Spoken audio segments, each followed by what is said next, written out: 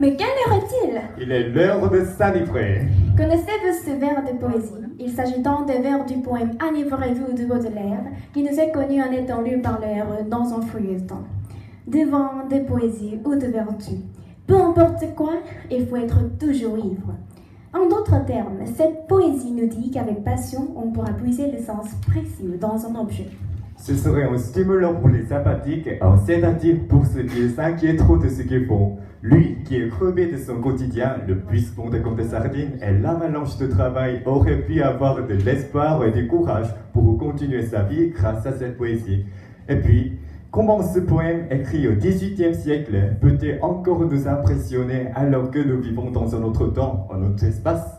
L'année dernière, une nouvelle complètement inattendue nous est parvenue. C'est que le fameux chanteur anglais Bob Dylan a été non seulement nommé pour le prix Nobel, mais il l'a finalement obtenu.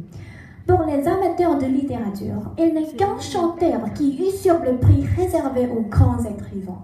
Cependant, pour certains, cet événement est l'ouverture d'une nouvelle ère du monde littéraire.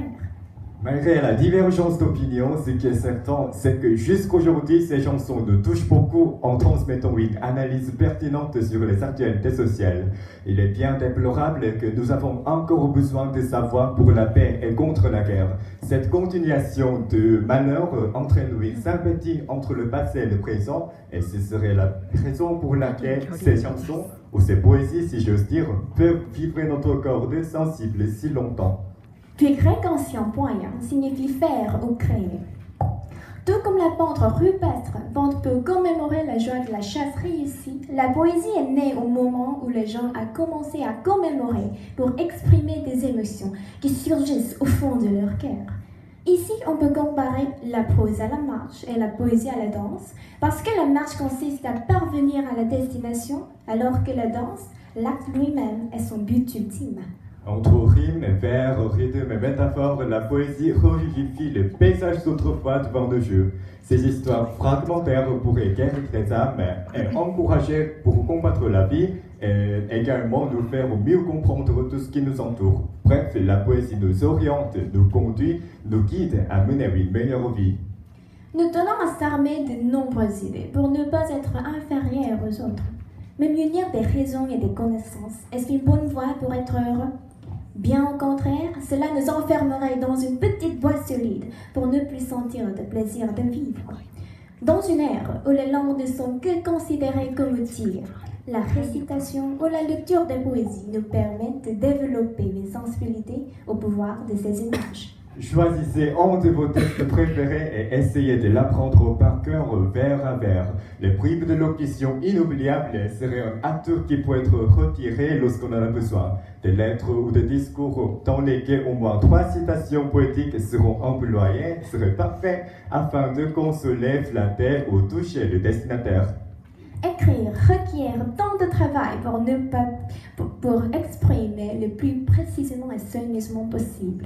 Mais rappelez-vous la naissance de la poésie. L'alpha et l'oméga, c'est parler vos émotions.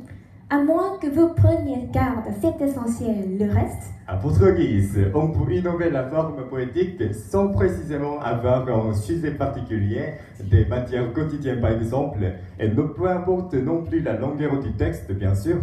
Elles sont toute une poésie qui exprime des émotions sur tout ce que l'on découvre dans la vie de tous les jours. La poésie est les flaques d'eau après la pluie qui à la fois reflètent le monde et l'interprètent librement. La vie elle-même est une poésie dans laquelle chaque être humain est une note de musique qui tente de s'accorder en harmonie sur la partition de la grande symphonie de l'humanité. Identifiez-vous les poètes qui sont capables d'apercevoir les choses fugitives et éphémères et d'observer le moindre détail, les blessés, les tristes, les abandonnés pour rehausser leur propre beauté. Après tout, la véritable boussole pour un autre monde bien orienté serait mise dans votre pomme. Et voilà, il est l'heure d'apprécier le voyage non spatial intemporel qui nous transporte vers hier ou demain, ailleurs ou nulle part. Merci beaucoup.